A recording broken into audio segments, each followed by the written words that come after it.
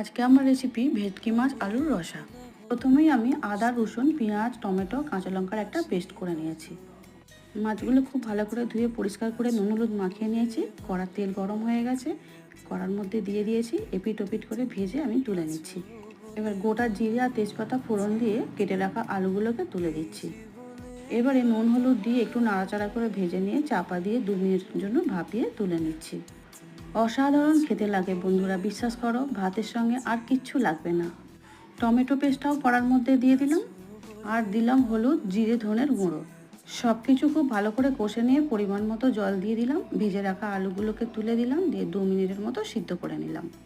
এখন মাছগুলোকে তুলে দিয়ে আরও 2 মিনিটের জন্য রান্নাটা করে নিচ্ছি, আর একটু কাসুরি মেথি ছড়িয়ে দিচ্ছি। রেডি হয়ে গেল আমাদের ভেটকি মাছের রসা। একটা সার্ভিং প্লেটের মধ্যে তুলে নিচ্ছি। ভালো লাগলে সাবস্ক্রাইব করো আর ফেসবুক পেজটিকে ফলো করো প্লিজ। আসছি পরের ভিডিও নিয়ে। Thanks for watching.